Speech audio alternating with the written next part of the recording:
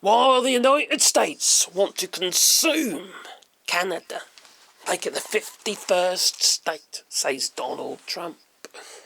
The Canadian people, well, they dig their heels in and they say, no, we are the Canadian people. And we say no to the 51st state. We don't want to be a part of the United States. Because we love our country. We are patriots. Patriots to our country. Elbows up. And we've just elected a new Prime Minister who's also a patriot to his country. You see, they love their country. It's a beautiful country. Full of kind people. And they look across the border. Yeah, it's a very straight border and a wiggly one. But it is. And they say, well, we don't want to be a part of that. We don't want to be part of the United States. It's no longer a country of patriotism. I know they wear their flags and have their stars and stripes on their knickers and stuff like that, and the bras and the boobs and the nipple covers, you name it, they do it. That's not patriotism. You don't try and mate with the flag. Donald Trump tried to mate with the flag. Put Cheeto dust all over it. Made it into an orange flag. Patriotism is not about that. You don't love your country because you hug at your flag. You don't love your country because you have a flag on a flagpole stuck on the back of your Tesla. No! That's because you hate others. That's why you're humping your flag. It's because you hate the other, everybody else. It's not patriotism. Patriotism that is literally being propagated by capitalism. Populism.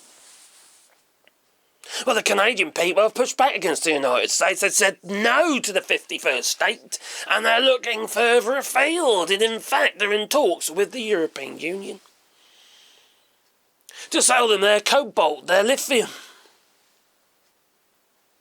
and other rare earth metals and minerals. And nickel, I believe. Which is very good for the European Union. Another group of countries, a union of countries who are also patriotic, who believe in their countries. Like the German people. And I would say especially the French people. I live in France, I know what the French people are like. They are very patriotic to their country. Just like the Canadian people, they love their country. And also they've got something in common, the language, the French language. Now the French people around me, they're like salt of the earth type that they are. They look around them, they go wander around in the woodland and do what they do to be in tune with their natural surroundings. And I'm an Englishman living here in France, and I see it myself, and we do kind of a similar thing. We live off the land pretty much. We grow our own food and provide most of our own power, etc., etc. Off-grid kind of thing, you know. Bit of a stereotype, I know.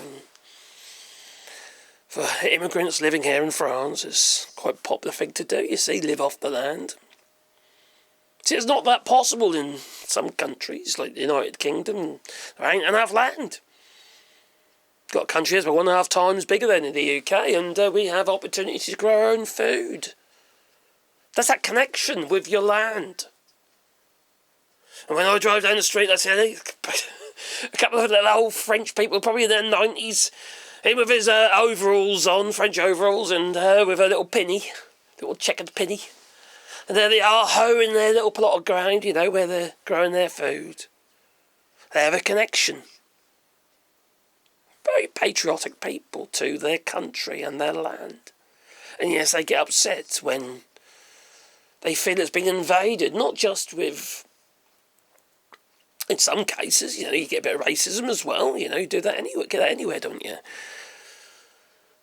So it's not just about immigration, but it's about other products as well, stuff from abroad. Why are we buying that from over there and we make it over here? That kind of thing, you know. You get that. We have our problems here in France. We have our racism. We have our populism. Nationalism. Of course we do. Just like they do in the United Kingdom. I'll tell you what they ain't doing. They ain't trying to say, oh, all right, we'll make you the 51st state. Like the United States has tried, well, it's got ambitions for Canada. No wonder the Canadian people are saying, up yours. And your president in the United States is doing this, is ostracising your country.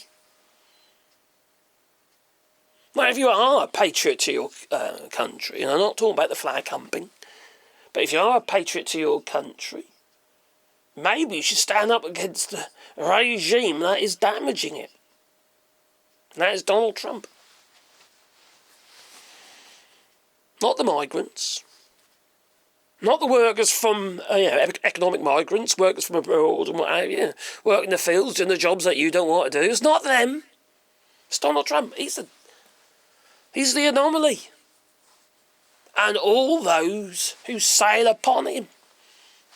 All those who suckle on the old President dum-dums, the chocolate starfish that they do. If you know what I mean. Oh, did you have corn? So I'm quite happy in many ways when I see Mark Carney doing what he needs to do to create closer ties with the European Union. Pushing back against the regime, which is a fascist regime, there's no doubt about that. The United States of America. So I'm happy about it, but also saddened that is where we're at, and that is the necessity. And the necessity for the Canadian people, elbows up. Up like that. Anyway, elbows up. For the Canadian people to do what they have to do to protect themselves and protect their economy. Because Donald Trump saying what he's saying that Canada's nothing without them, is a whole load of bollocks. The Canadian people are a lot more than, well, just a cash cow for the Trump regime. Anyway, toodaloo. Don't forget to beat the like button.